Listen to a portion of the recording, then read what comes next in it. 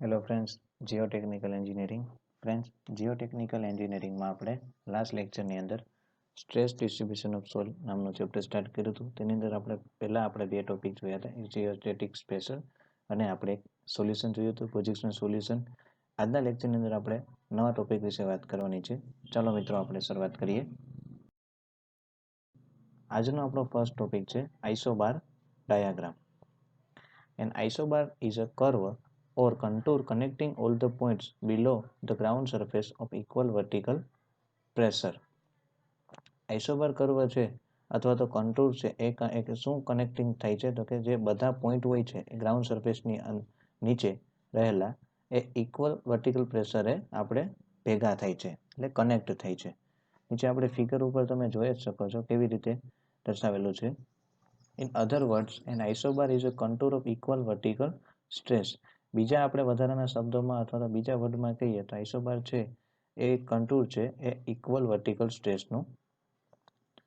An isobar is a special curve surface of the shape of an electric bulb.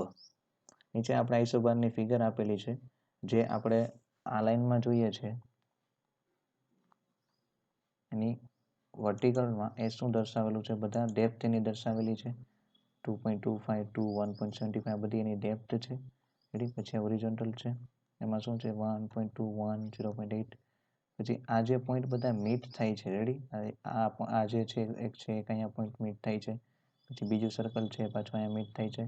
તો આ બધા જે અલગ અલગ જે બધી વર્ટિકલ સ્ટ્રેસીસ જેટલી લાગતી હોય એ અહીંયા મેચ થાય એને શું કહેવાય? તો કે આઇસોબાર ડાયાગ્રામ કહેવામાં આવે છે.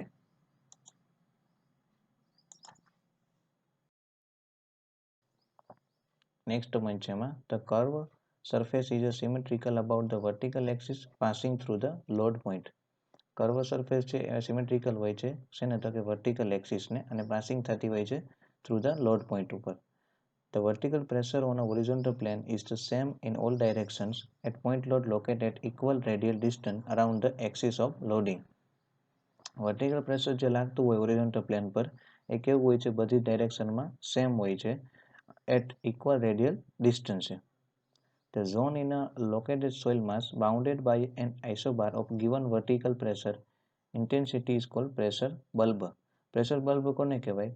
તો કે જે ઝોન આપણે જે લોડેડ સોઇલ માસ લાગતું હોય એના ઉપર જે વર્ટિકલ પ્રેશર ઇન્ટેન્સિટી ડેવલપ થશે એને શું કહેવાય? તો કે pressure bulb.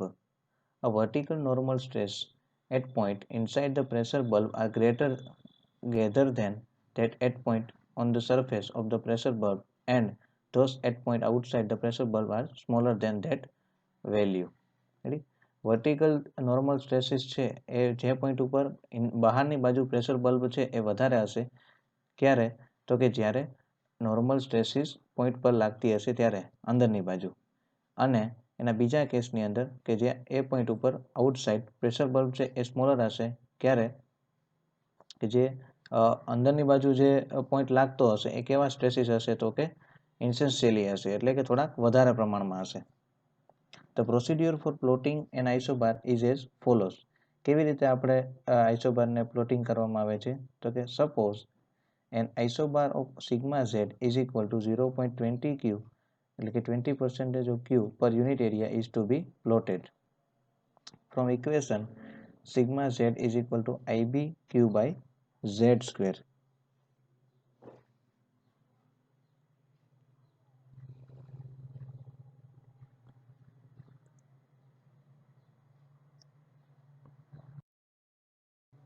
Therefore, ib is equal to sigma z into z square by q. હવે સિગ્મા z ની આપણે વેલ્યુ પુટ કરીએ 0.2 q into z square upon q, તો આન્સર શું મળશે? q q કેન્સલ થઈ જશે એટલે સાથે 0.2 into z square. Assuming various value of z, the corresponding value of ib are computed from the above equation. શું assume કરવાનું? તો કે જે વેરિયસ વેલ્યુ આપણે હોય z ની એ કરસ્પોન્ડિંગ વેલ્યુ આપણે ib ને કમ્પ્યુટ કરવાની ઉપરના ઇક્વેશન ઉપરથી, એટલે કે z ની બધી વેલ્યુ ઉપરથી આપણે ib ને ફાઇન્ડ આઉટ કરવાનું રહેશે ઉપર જે ઇક્વેશન આપ્યું એના પરથી. For this value of ib, the corresponding r by z values are obtained from table, and for assumed value of z, ready. IB ની વેલ્યુ ઉપરથી આપણે એક ટેબલ હમણાં નેક્સ્ટ સ્લાઇડમાં જોશું. આર બાય ઝેડ એના ઉપરથી ફાઇન્ડ આઉટ કરવાનું. The values of R are computed. Thus, the coordinate R and Z of a number of points where sigma z is equal to 0.20 q per unit area are obtained.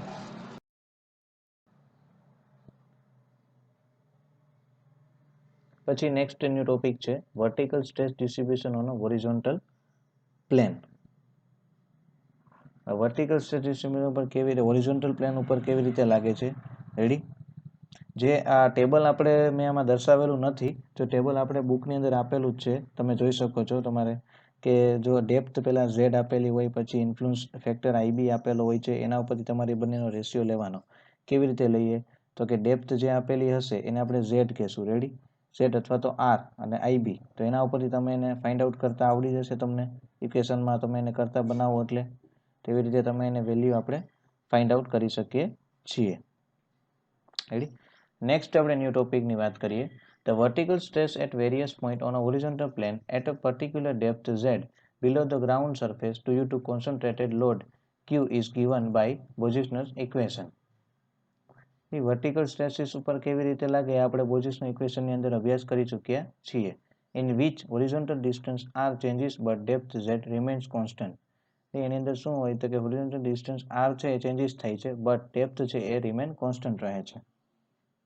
એટલે કે sigma z is equal to IB into Q by Z square. Depth z is a known depth. Depth z ને શું કહેવાય? Depth કહેવાય છે. Selecting different value of horizontal distance r, ib can be obtained from table and hence sigma z can be computed. Below the concentrated load Q, vertical pressure will be equal to sigma z is equal to 0.4775 into Q by z square. હવે આપણે table આપેલું છે એના ઉપરથી આપણે sigma ઝેડની વેલ્યુને આપણે find out કરવાની છે. Sigma z decreases rapidly with increase in distance. જો ડિસ્ટન્સમાં વધારો થાય એટલે સિગ્મા ઝેડની વેલ્યુમાં શું થતો હોય? ઘટાડો થશે. As is evident from table. ટેબલમાં આપણે દર્શાવેલું જ છે. આર બાય ઝેડનો રેશિયો લઈએ, સપોઝ 0 છે તો આઈબીની વેલ્યુ કેટલી મળે? 0.4775 આપણે એને મળશે.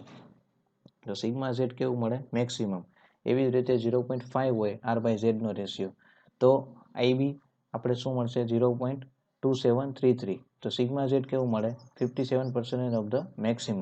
તમને એમ થતું હશે કે આપણે ઇક્વેશન બધા ડેરિવેશન આ ચેપ્ટરમાં કેમ વધારે સોલ્વ કરવાના થાય છે અથવા તો સ્ટડી કરવાના થાય છે, તો તમારે આની અંદર એક્ઝામ્પલ પણ આવશે.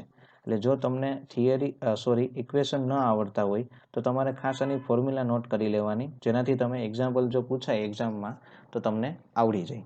પછી નેક્સ્ટ જો આર બાય ઝેડનો રેશિયો 1 હશે તો આઈબીની વેલ્યુ કેટલી મળશે? 0.0844 અને સિગ્મા ઝેડ કેટલું મળે? 70.7% ઓફ ધ મેક્સિમમ. અને વેર આર બાય ઝેડનો રેશિયો જો 2 હશે તો આઈબીની વેલ્યુ મળે 0.0085 અને સિગ્મા ઝેડ કેટલું મળે આપણને? 1.8% of the maximum. From the above table, it can be concluded that a given depth when horizontal and radial distance is equal to the twice the depth. એટલે ઉપરના ટેબલ ઉપરથી આપણે જોઈ શકીએ છીએ કે જે આપણે r છે એ કેટલું મળે તો કે 2z જેટલું આપણને પ્રાપ્ત થાય છે. The vertical pressure due to single concentration load is very small. It means 1.8% of the maximum and can be neglected. Figure shows the vertical stress distribution diagram. Next સ્લાઇડમાં આપણે એક ફિગર જોઈએ છીએ. રેડી. તો કે figure shows the vertical stress distribution diagram on a horizontal plane. The diagram is symmetrical about the vertical axis. The maximum stress occurs just below the load R is equal to 0.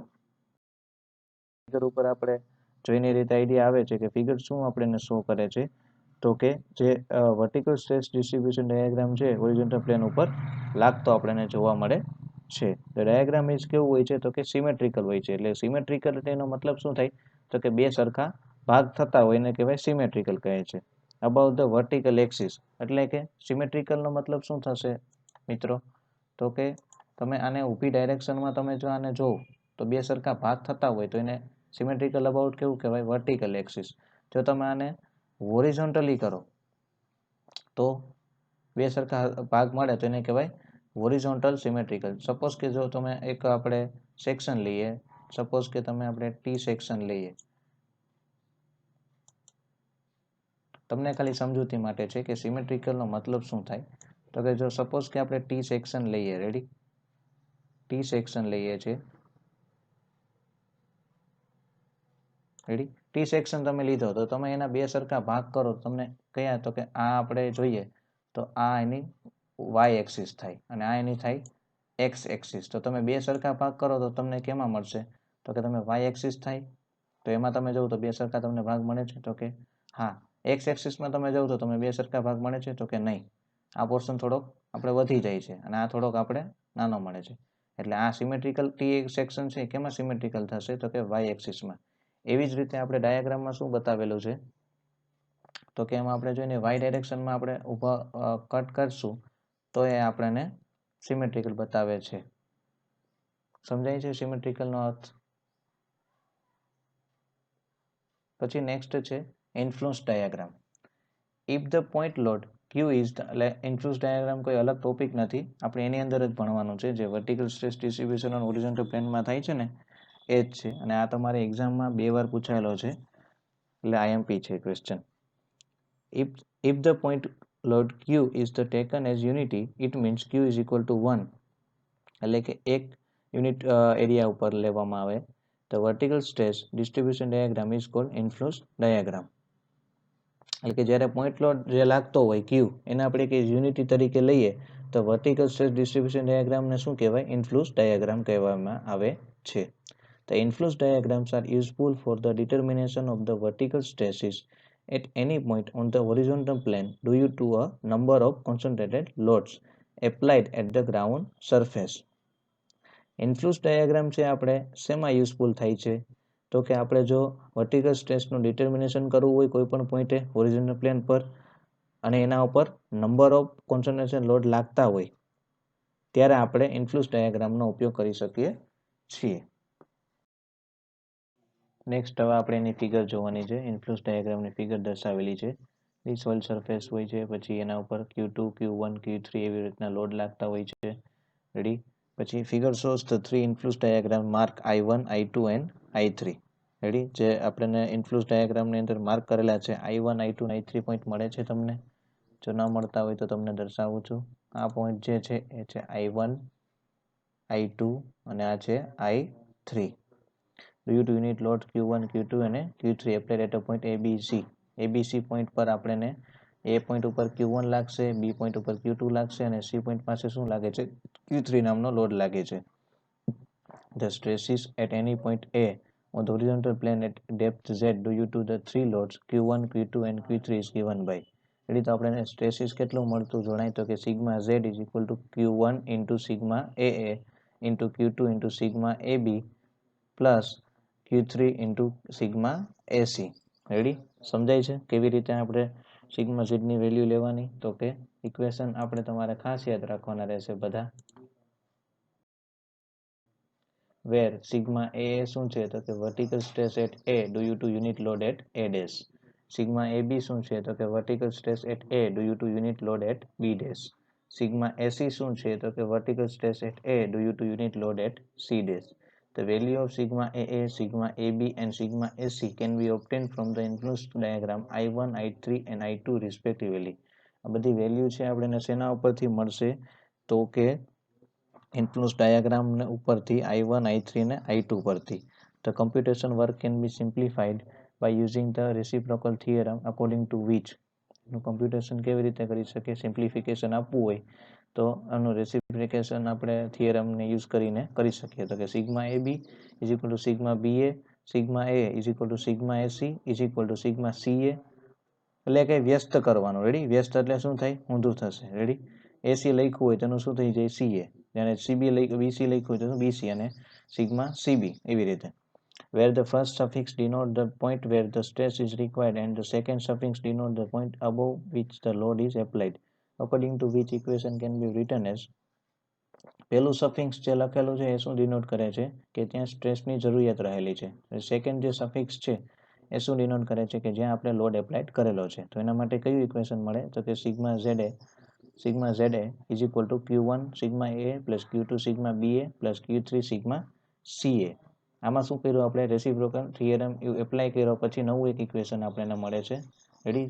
પહેલામાં શું મળ્યું હતું આપણને? તો કે Q sigma Z is equal to Q1 into sigma AA plus Q2 into sigma AB અને Q3 into sigma AC. એવી રીતનું આપણને મળ્યું હતું. પછી આપણે રેસિપ્રોકલ થિયરમ આપણે એપ્લાય કરીશું તો એના માટે ઇક્વેશનમાં શું ચેન્જીસ થશે કે જ્યાં આપણે વ્યસ્ત આવી જશે, AB હશે ત્યાં B આવી જશે અને જ્યાં AC હશે ત્યાં C આવી જશે. આટલો ચેન્જીસ થશે. પાછું આપણે જોઈએ કે વેર સિગ્મા A એટલે શું થાય? તો કે બધાને ખબર છે vertical stress at A due to unit load at A dash vertical. પછી sigma BA is equal to vertical stress at B due to unit load at A dash. Sigma CA is equal to vertical stress at C due to unit load at A dash. પછી next આપણે new topic વિશે વાત કરવાની છે, vertical stress distribution on a vertical plane. First આપણે કયો topic જોયો? Vertical stress distribution on a horizontal plane. હવે આપણે બીજું અગત્યનો ટોપિક જોવાનો છે, vertical stress distribution on a vertical plane. The vertical stress distribution on a vertical plane at a radial distance r from the line of action of load may be obtained by equation. Ready? Equation કયું આપણે આગળ અગાઉ જોઈ જ ગયા છીએ, sigma Z is equal to IB into Q by Z square. નીચે આપણે સ્ટ્રેસ ડિસ્ટ્રીબ્યુશન દર્શાવેલું છે કે વર્ટિકલ પ્લેન પર કેવી રીતે લાગે છે. ગ્રાઉન્ડ સરફેસ ગ્રાઉન્ડ લેવલ છે, એની નીચે સ્ટ્રેસ સિગ્મા ઝેડ લાગે છે. પછી એનો એંગલ છે બીટા 39.15 એટલો અને એની ડેપ્થ છે ઝેડ વડે દર્શાવેલી છે. ટોટલ ડેપ્થ કેટલી થઈ? તો કે ઝેડ પ્લસ ને આ જે ડિસ્ટન્સ હોય છે એ કેટલું હોય છે? કોન્સ્ટન્ટ હોય છે અને ક્યુ નામનો એમાં લોડ એપ્લાય થતો જોવા મળે છે. Figure shows the variation of vertical stress on a vertical plane at r is equal to 1 metre. ફિગરમાં આપણે જોવા મળે છે કે વર્ટિકલ સ્ટ્રેસની અંદર શું જોવા મળે છે? વેરિએશન પર 1 મીટરે. It may be noted that the vertical stress first increase becomes maximum and then decrease.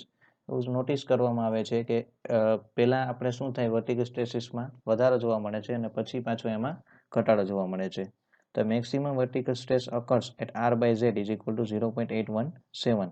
Maximum vertical stress કેટલી આપણને પ્રાપ્ત થશે? તો કે r by z જેટલી, એટલે કે 0.187 જેટલી. This corresponds to the point of intersection of a vertical plane with the line drawn at beta is equal to 39 degree to 15 minute to the vertical axis of load. જે vertical plane સાથે આપણે line એક draw કરશું એ angle કેટલો મળે છે? તો કે beta is equal two 39 degree ને 15 સેકન્ડ જેટલો આપણને અથવા તો મિનિટ જેટલો આપણને લોડ મળે છે. Ready? Vertical axis off load. Thank you friends. તો આઈ હોપ કે તમને આજના લેક્ચરની અંદર બધું સમજાઈ ગયું હશે. હવે નેક્સ્ટ લેક્ચરની અંદર આપણે આના બીજા કેટલાક ટોપિક વિશે અભ્યાસ કરીશું.